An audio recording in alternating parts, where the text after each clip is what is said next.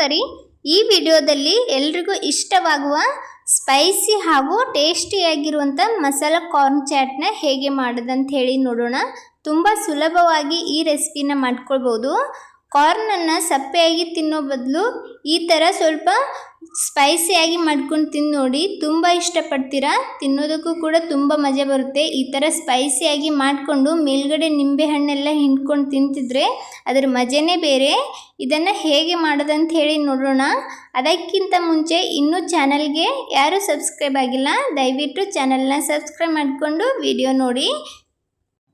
ನಾನಿಲ್ಲಿ ತೆನೆ ಬರುತ್ತಲ್ಲ, ಜೋಳದ ತೆನೆಯನ್ನು ಈ ಥರ ಬಿಚ್ಕೊಂಡು ತೊಗೊಂಡಿದ್ದೀನಿ. ನೀವು ಬೇಕಾದರೆ ಫ್ರೋಝನ್ ಇರುತ್ತಲ್ಲ ಅದನ್ನು ಸಹ ಬಳಸ್ಕೊಂಡು ಮಾಡ್ಕೊಳ್ಬೋದು.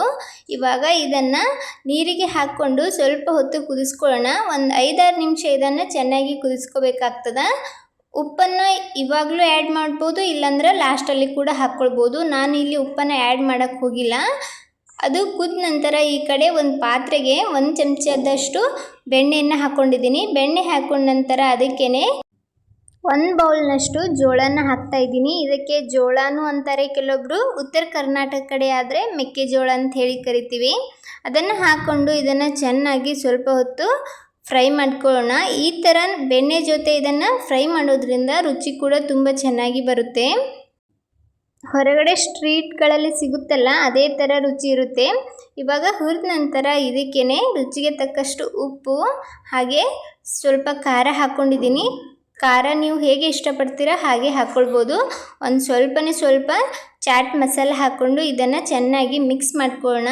ಮಸಾಲೆ ಎಲ್ಲ ಜೋಳನ ನೋಡಿಕೊಂಡು ಹಾಕ್ಕೊಳ್ಳಿ. ಎಷ್ಟು ತೊಗೊಂಡಿರ್ತೀವೋ ಅದಕ್ಕೆ ತಕ್ಕಷ್ಟು ಎಲ್ಲ ಪೌಡ್ರ್ಗಳನ್ನು ಹಾಕ್ಕೊಳ್ಬೇಕಾಗ್ತದೆ. ಎಲ್ಲ ಹಾಕ್ಕೊಂಡು ಇದನ್ನು ಚೆನ್ನಾಗಿ ಮಿಕ್ಸ್ ಮಾಡ್ಕೊಳ್ಳೋಣ.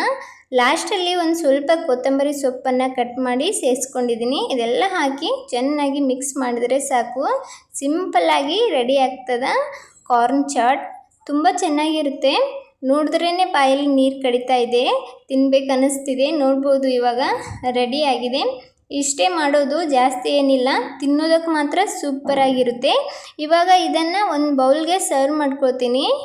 ನೋಡ್ಬೋದು ಎಷ್ಟು ಸ್ಪೈಸಿಯಾಗಿ ಕಾಣ್ತಿದೆ ಅಂಥೇಳಿ. ನೋಡಿದ್ರೇ ಸಹ ತಿನ್ಬೇಕು ಅನಿಸುತ್ತೆ.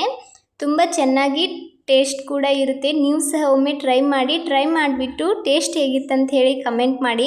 ಒಮ್ಮೆ ಮಾಡಿಕೊಟ್ರೆ ಮನೆಯವರೆಲ್ಲ ಮತ್ತೆ ಇದನ್ನು ಕೇಳ್ತಾರೆ, ಅಷ್ಟು ಚೆನ್ನಾಗಿರುತ್ತೆ.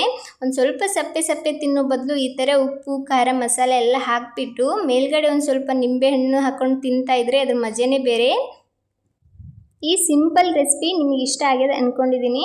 ಇಷ್ಟ ಆದರೆ ತಡ ಮಾಡಬೇಡಿ, ಒಂದು ಲೈಕ್ ಕೊಡಿ. ಇದೇ ಥರದ ಇನ್ನಷ್ಟು ರೆಸಿಪಿಗೋಸ್ಕರ ರಮ್ಯಾ ಮನೆ ಅಡುಗೆ ಚಾನಲನ್ನು ಸಬ್ಸ್ಕ್ರೈಬ್ ಮಾಡ್ಕೊಳ್ಳಿ. ಇನ್ನೂ ಚಾನಲ್ಗೆ ಯಾರು ಸಬ್ಸ್ಕ್ರೈಬ್ ಆಗದೆ ವಿಡಿಯೋ ನೋಡ್ತಾ ಇದ್ದೀರಾ, ದಯವಿಟ್ಟು ಚಾನಲ್ಗೆ ಸಬ್ಸ್ಕ್ರೈಬ್ ಆಗಿ ವಿಡಿಯೋನ ನೋಡಿ. ನನ್ನ ವಿಡಿಯೋ ಯಾರೆಲ್ಲ ನೋಡ್ತಾ ಇದ್ದೀರಾ ಎಲ್ಲರಿಗೂ ಧನ್ಯವಾದಗಳು.